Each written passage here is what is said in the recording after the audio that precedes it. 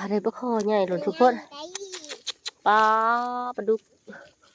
ตัวหนึ่งเนาะเห็นบ่พี่น้องมายืมมองได้เฮียน้ำแหละไปปลาโถมันหลายเนาะตะวีเมื่อน้อยแล้วปลามือมันอันนี้กระดามือปลาดุกกระดานี่ก้อนมือมันงุ้มขาเดียว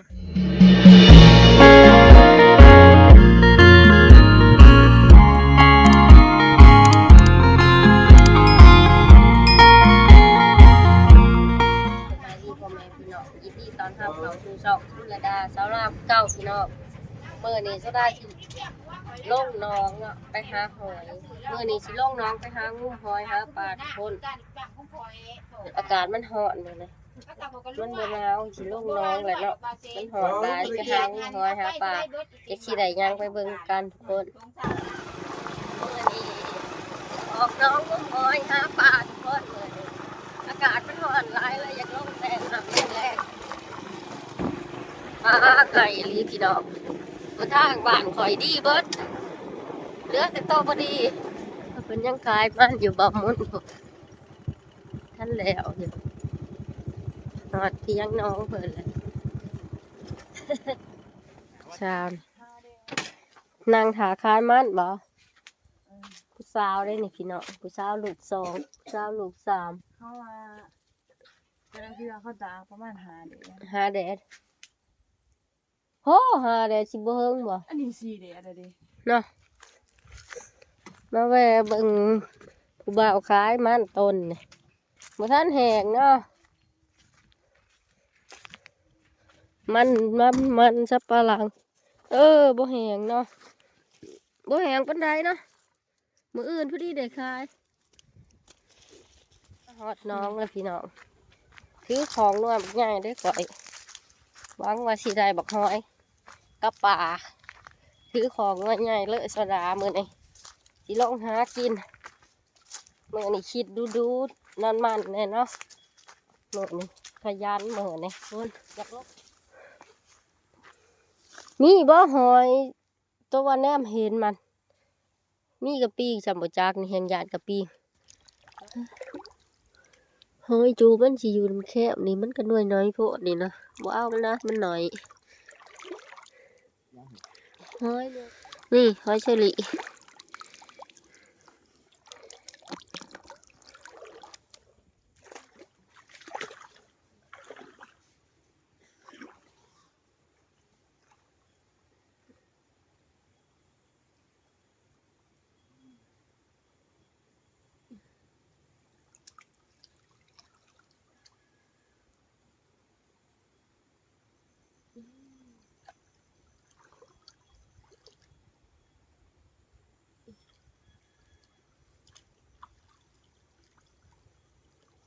ในไล่ตื่นเลยทุกคนโซดาในไล่ตื่นนะหอยหลายเลยทุกคนอะลุ่มอีก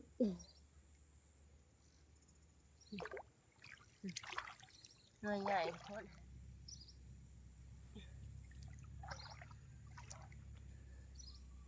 โอ้ ล้มดีใจคิดว่าได้หอยใหญ่มันเน่าโทษ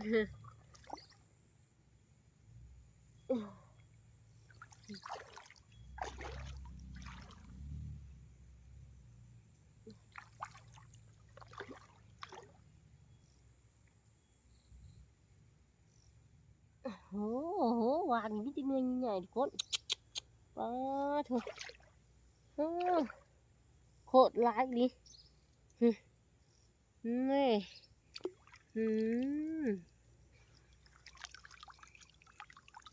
เขาไปอยู่ในเปลือกหอยใหญ่กู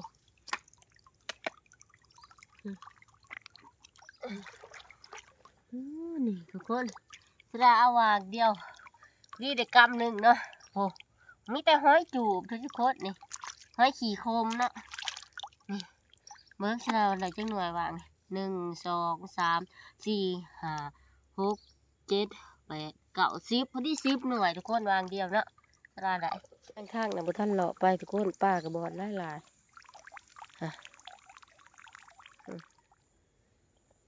ฮ้ยมันกับโป๊บเป็นที่กันได้ค่ะกวนนะ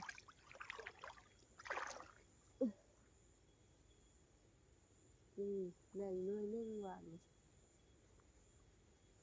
ได้เลยนึ่งได้ด้วยเดียวทุกคนหวาน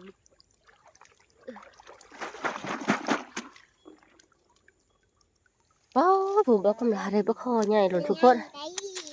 ปลาปลาดุกตัวหนึ่งเนาะระวังจะจับปลาดุกเด้อนี่ป้าตัวใหญ่ลีเนาะจะจับปลาดุกเด้อล่ะเด้อว้าวปลาคอใหญ่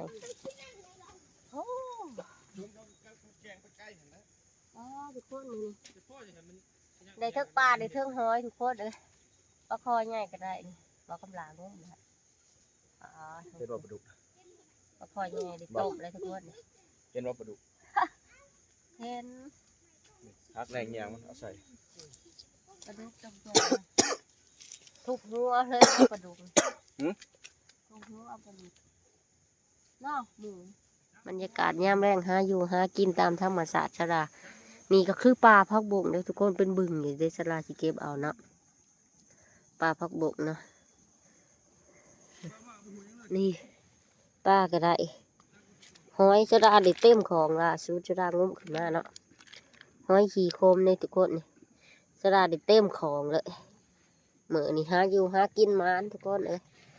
ได้เต็มของชราได้หอยเต็มนี่ทุกคนมือมันงุ้มค่าเดียว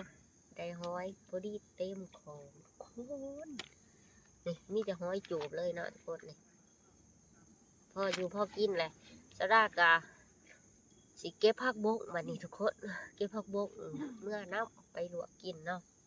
ปลาก็ได้ปลาคอใหญ่ก็ได้เลยเนาะตัวนี้ได้ใหม่ทุกคนนี่2 ตัวเนาะมือนี่มานแห้งปลาคอก็ได้เนาะเสือเนาะนี่หอยก็ได้เต็มของเนาะนี่เพราะอะไรบอสเสือนี่ตัวนี้ได้ใหม่3 ตัวหอยชราก็ได้เต็มของมานทุกคนเลยนะชราสิลูกเก็บผักบกกันเลยลูกเก็บผักบกแล้วเมื่อเห็ดอยู่เห็ดกินเนาะไปมันบ่เห็นดอกว่าตัวใหญ่มันไปเลย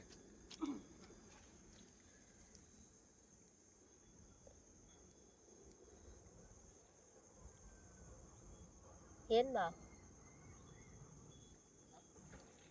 โอ้ยถูก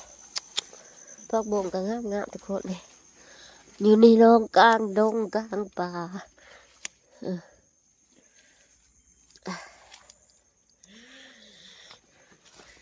นี่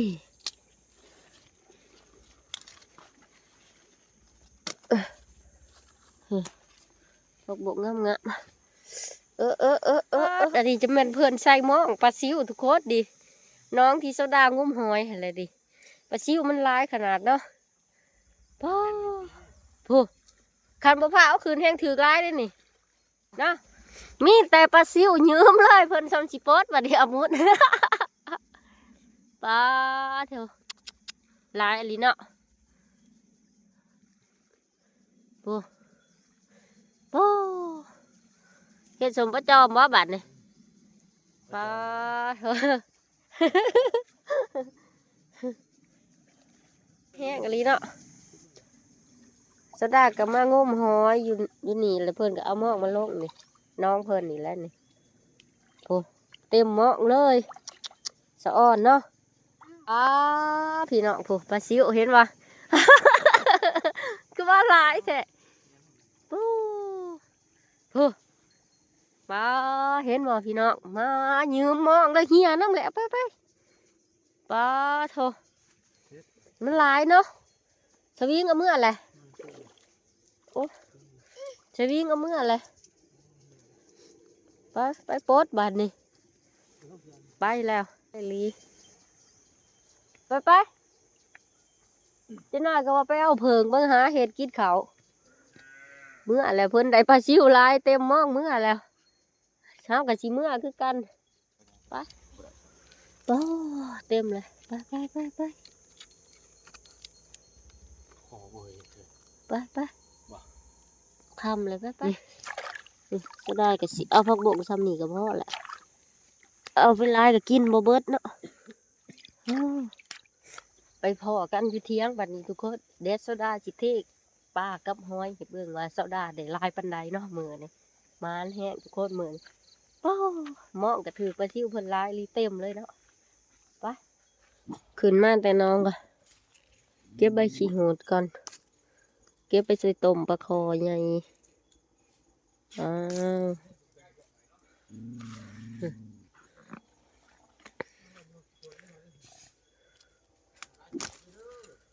โคตรเอาน้อยทั้งปลามือม้านอลีกระดามือก็ดูกระดาคอใหญ่ก็ท่านเต้นออกครับว้าวมันคืดมันแหละทีตัวใหญ่โคตรเลยกันสเกนทั้งเฮ้ยทั้งปลามืออันนี้ได้ลายแฮะได้ท้องส่งกันยังอยู่ได้ดิคอใหญ่ทุกคนในลายมือนี่เป็นงูมีแต่ในของเลยทุกคนในท้องส่งกระเต็มมีแต่ปลานี่เอาใส่ท้องส่งมันบ่มีบอลใส่ แบ่งให้หมดได้กับลายเติบ เอา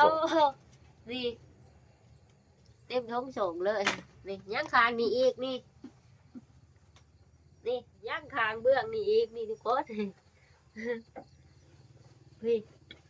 ต้มใหญ่มันเอาใส่ท้องส่งมาของมันเต็มเนาะม้านอันนี้อยู่เลยม้านผักม้านเนี่ยสีค้างไว้ก่อนต้มบ่เห็ดกินค้างประคอมันก็ขึ้นแต่วันนี้เนาะค้างไว้เบิด ไปเลี้ยงปลา นี่ ปลาดุกได้ฮักเมีย ม้านขนาดมือนี้เนาะโอ้ เป็นเห็ดบัวคือเราบูวิทปลาเงินเติบเป็นยังไม่ให้หน้าเหรอพี่น้องให้หน้าอะไรบ่ไปไหวมันสิขึ้นอยู่บ่ว่าตะขอค้างไว้ก้นเลยต้นเต้นเฉยบัดสิมาต้มสูงมีเนาะ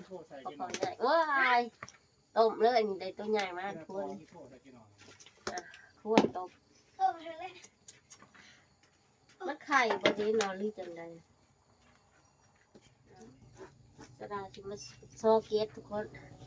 โซเกตต้มเลยเอาเกตมันออกก่อนนะ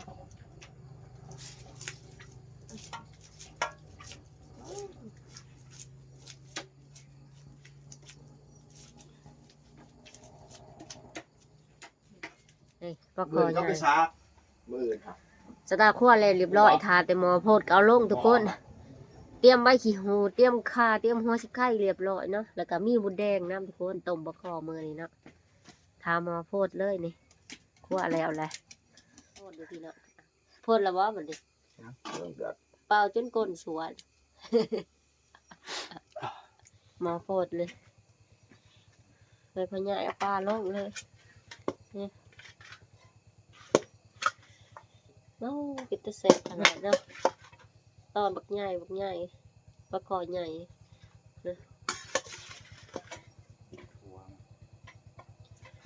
ทาซุปบานเลยซุปเรียบร้อยพร้อมกินซุปแล้วพี่น้องต้มปลาซุปแล้วเขา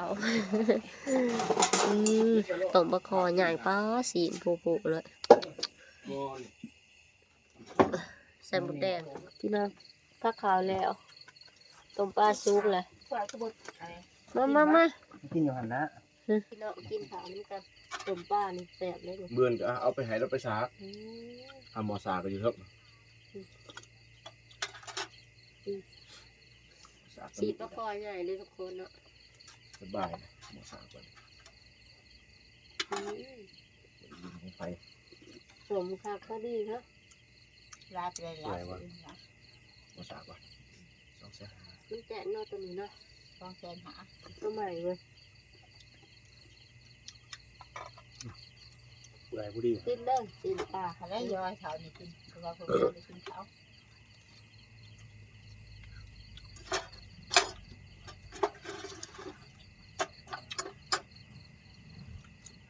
แม่ทางเรางามเลยทุกคน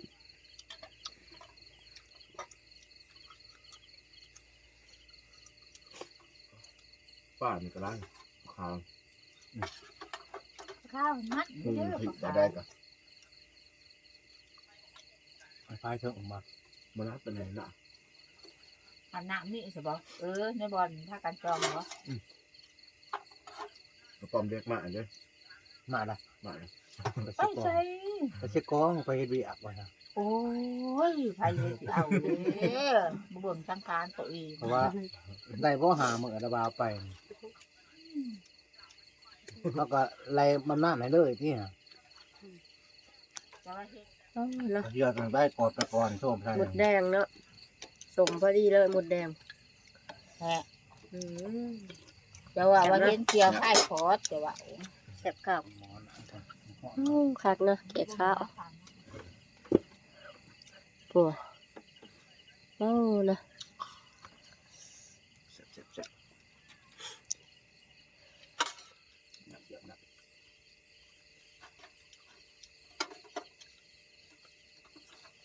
ว่าอิ่มเลยบ่คุณว่า มาแม่ล่ะ จะกินที่ปลาคอใหญ่นี่ว่า จะหน่อยบ่สิเคยเลยแล้วมาเบิ่งโทรศัพท์ เป็นข้าวแรกเหมือนกันทุกคนมันเป็นอาหารดีเหมือนต้มใส่หม้อตะมิดตะเม็ดปลาคอใหญ่กับต้ม